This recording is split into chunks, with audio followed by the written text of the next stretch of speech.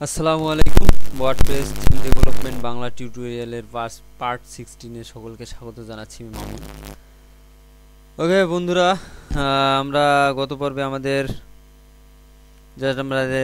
আর্কাইভের কাজটি করেছি, কিন্তু আমরা একটু লক্ষ্য করি যদি আমাদের একটা ভুল ইউআরএল এ চলে যাই, যেমন এইটাতে চলে গেলাম, কি হলো, কিছু আসতেছে না, কিন্তু জাস্ট আমাদের যাই ডিফল্ট এই পেজটি আছে, যার আমি অন্য কোনো একটা জায়গায় চলে গেলে, ভুল জায়গায় চলে গেলে আমাদের কি হবে সেটা কিন্তু আমাদের দেখাচ্ছে না।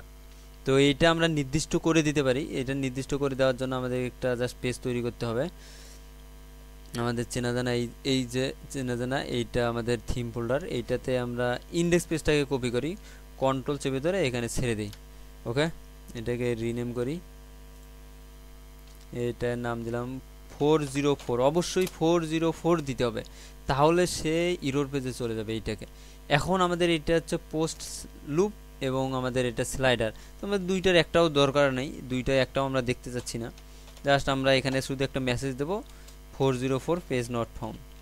আমরা যে কোনো দিতে পারি, আমরা স্টাইলাইজ করতে পারি, প্রয়োজনে ইমেজও দিতে পারি। 404 page not FOUND found.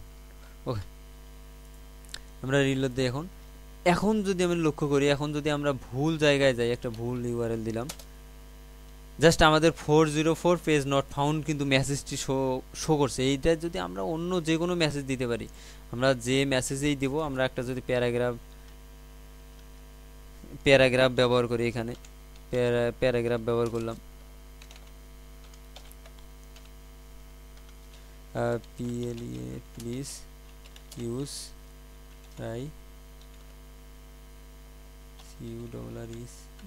correct URL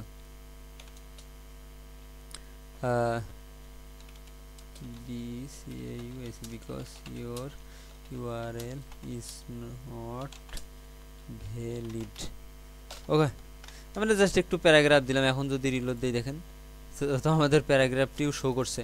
এভাবে আমরা 404 প্রয়োজনে, যদি আমাদের প্রয়োজন হয়, আমরা এখানে ইমেজ অ্যাড করব, যে কোনো আমরা প্রয়োজন পড়লেই এখানে ইমেজ অ্যাড করে IMGSRC ব্যবহার করে এখানে ইমেজ অ্যাড করতে পারবো।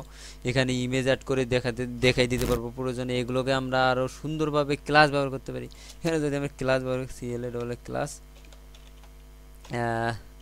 ACADLIN হেডলাইন, আমাদের যে হেডলাইনের জন্য ক্লাস আছে, এই যে এই ক্লাসটা, ওইটা ব্যবহার করলাম জাস্ট, যা ওইটাই দেখাচ্ছে, কিন্তু ওই রকম ওই হেডলাইনটা দেখাচ্ছে।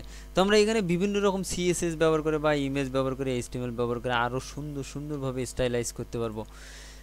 তো 404 পেজটি হচ্ছে এইভাবেই করতে হবে। তো আমরা এইভাবে ছোট পর্বেই করতেছি, ছোটোভাবেই করতেছি, যাতে আপনাদের বুঝতে সুবিধা হয়।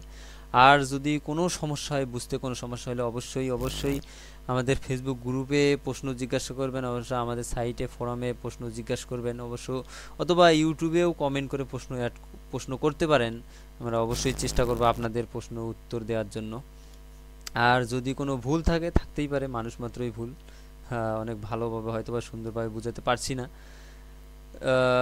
তো যেগুলো ভুলগুলো দেখাই দেবেন, হয়তো বা যদি জানা না থাকে আপনাদের এই জায়গায় ভুল হচ্ছে, একটু জানাই দেবেন, তাহলে হয়তো বা নেক্সট টাইমে সেগুলোকে সংশোধন করতে পারবো এবং ভুল হতে পারে। ওকে, আজ এ পর্যন্তই। ধন্যবাদ সবাইকে। আল্লাহ হাফেজ।